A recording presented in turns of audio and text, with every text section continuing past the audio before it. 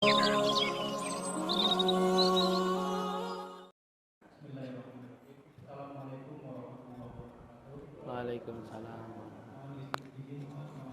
Saya ingin bertanya, ada yang mengatakan orang yang masih berhutang tidak boleh berzakat atau bersedekah. Maksudnya gimana Ustaz? Dan apa hukumnya? Terima kasih. Orang yang masih berhutang tidak boleh bersedekah. Mungkin kalimat tidak bolehnya salah. Lebih baik lunasin hutangnya dulu.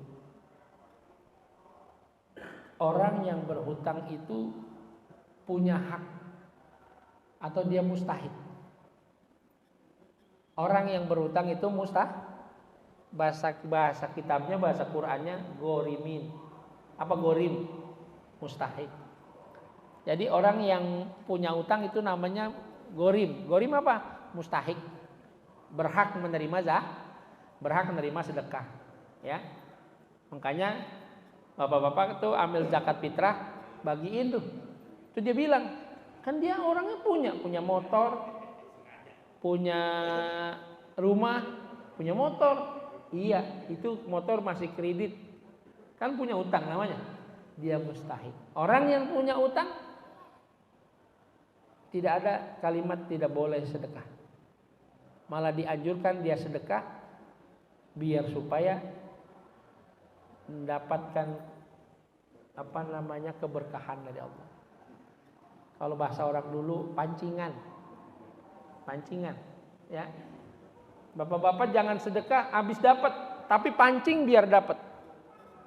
Ntar kalau kontrakan gua laku nih, gua mau sedekah, kagak laku-laku, nggak sedekah, ya kan? Tapi punya duit, saya sedekah biar kontrakan saya laku. Diganti sama Allah. Cobain aja. Di rumah, Pak, sedekah. Ya, kita dikasih apa-apa sama orang. Ya, kita dikasih apa-apa sama orang, kita ambil, Pak. Ya, kita ambil. Bahkan kadang-kadang dulu saya ada, kalau bapak-bapak kenal Habaib, ada Habib almarhum Habib Husain bin Habib Ali Al-Atos. Husain Ali Bungur, condet. Asal maulid kita kasih sedekah. Kita kasih makanan sedekah. Dia minta, keluarin lagi sedekah. Kadang-kadang dompet lu mana dompet lu? Sini. Mana sedekah lagi diambilin. Lama-lama itu Habib, itu Abah, istrinya, itu Abah. Kalau pulang maulid kagak pernah bawa apa-apa. Kagak pernah bawa apa-apa.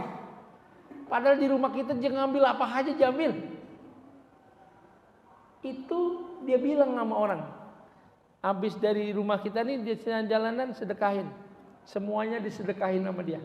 Semuanya disedekahin. Tapi bukan dia bilang bukan dari dia. Ono doain orang itu sedekah. Sampai yang ustadzah, ada Ustadzah Bahijah Hamid mungkin ada yang kenal. Itu kalau ke Habib, bukan dompet, tasnya dibuka, Bib mau ambil silakan ambil, mau ngambil berapa kek. Diambil sedekah disuruh ngambil sendiri. Apa? Karena untuk ngambil keberkahan dari Allah. Jadinya kalau orang sedekah, kalau punya utang malah dianjurin kalau dia punya sedekah. Kenapa? Di samping kalau bapak-bapak punya utang, ini utang duit buat bayar utang, bayar dulu. Kapan kita nggak bayar utang, kebaikan kita diambil. Ini masalah utang, Pak. Kita punya utang sama orang, kita kagak bayar. Itu yang punya utang enak. Yang ngutangin kita enak kok. Yang bukan riba tapi ya. Dia kita pinjem uangnya, kita udah punya duit.